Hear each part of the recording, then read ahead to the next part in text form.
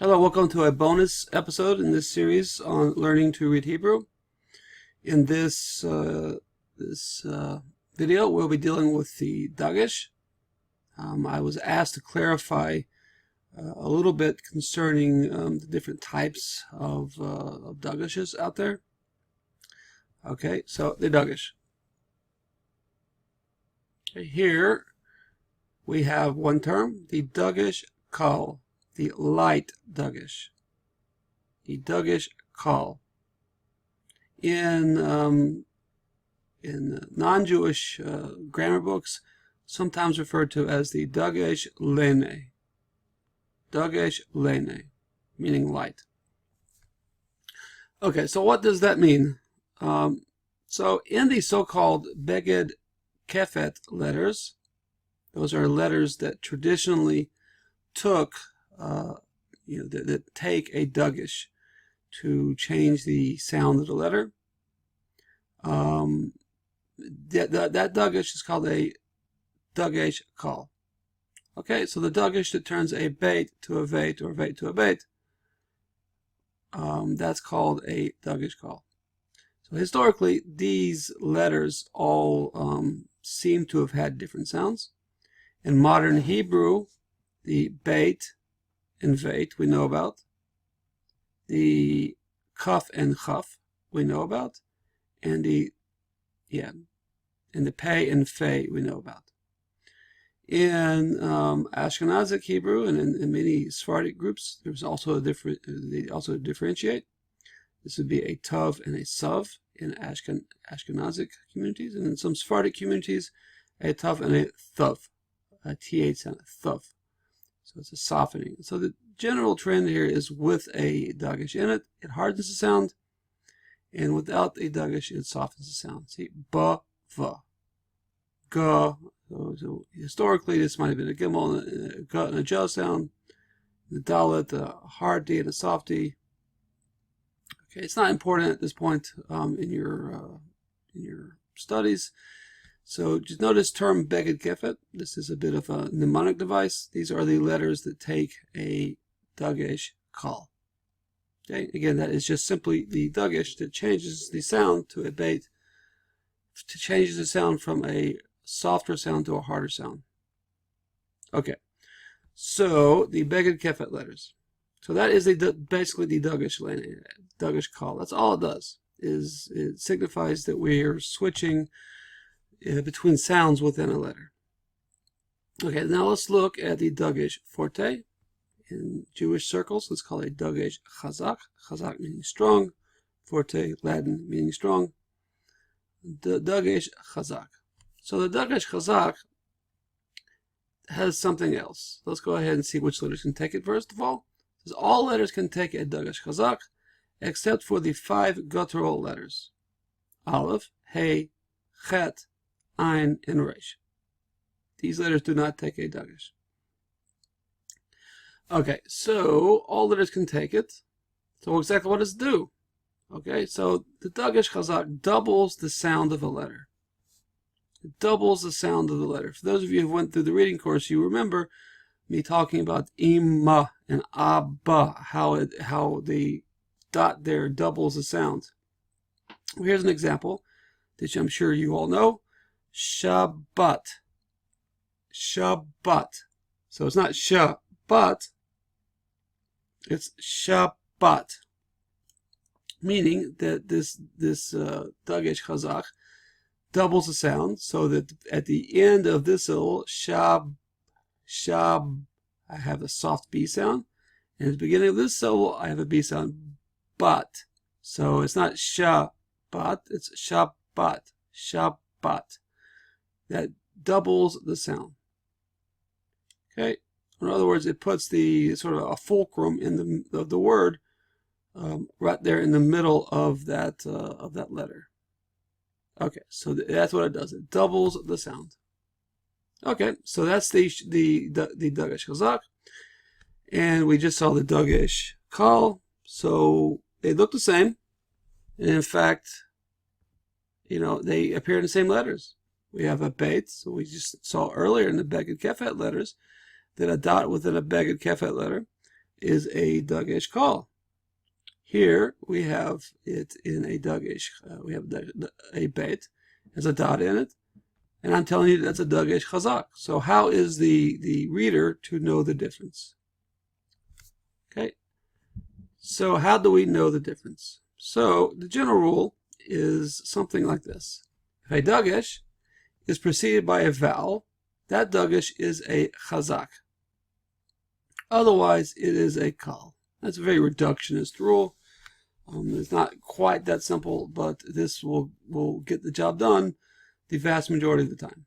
Okay, if a Dagesh is preceded by a vowel, that Dagesh is a Chazak. Otherwise, it is a Kal. It is a light Dagesh. Okay, here's some examples. We have Shabbat. See here, you have the Dagesh. So I see a beit. I would be prone to call it a Dagesh Kal because it turns the veit to a beit. However, it appears after a vowel.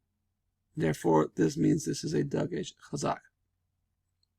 Okay, so to here we have a Tzadik. We don't usually think about the Dalet as having a Dagesh or not having a Dagesh. But if you look in your Bibles, look in your Chumashim, you'll see it does, and it doesn't, depending on the word. So here, it comes after after a vowel, so therefore this is a Dagesh Chazak. Okay, in contrast, we have the Dalet at the beginning of a word, and look, there's no vowel that goes before it. There's no letter that goes before it. Therefore, this would be a Dagesh Kal. So to here, there's no vowel ahead of this, so this would be a Dagesh Kal. Davar, but. Okay, so again, if it appears after a vowel, say Dagesh Chazak, doubles the sound. If it appears at the beginning, it does not have a vowel before it, that is a Dagesh Kal. Good rule of thumb. Okay, so some general rules about what do we do with these things when we are approaching text. So okay, here's a couple of just very general rules. I mean, there's many other rules, but some of them get very bogged down into these sort of if-then scenarios, and I don't want to tax the learner at the early stages, but these couple rules are worthwhile. Okay, a noun taking the definite article hey, takes a Dagesh Chazak. Another time, one more. A noun taking the definite article hey takes a Dagesh Chazak. Okay, an example. Melech, a king. Ha-melech, the king. Melech, a king. Ha-melech, the king. Takes the hey, how you do, the definite article hey, and the mem goes in, the Dagesh goes in the mem to effectively double the sound. This is a Dagesh Chazak. It has a vowel before it. Okay, so what happens if I swallow up my hey and inside one of these inseparable prepositions? How so? Ka ha-melech, like the king. So I put the hey on here. It's already, I see it. I already know that it has a Dagesh here. Okay, but the hey drops out, and it becomes ka melech. So I keep the nikud from the hey. The hey drops out, and I just have the chaf there. The hey is effectively still there because the nikud is there. Therefore, this would still be a Dagesh Chazak. It would still double the sound of the letter. Okay, so that is rule number one, that when I'm affixing a definite article hey to a word, if the letter, the initial letter of that word is able to take a Dagesh, then it receives a Dagesh Chazak. If I am adding a inseparable preposition to that definite word, then I keep the nikud. The hey drops out. The hey is really still there. It becomes swallowed up by the inseparable, and I keep my Dagesh Chazak. Okay, let's look at another small rule. I was just asked about this issue recently, and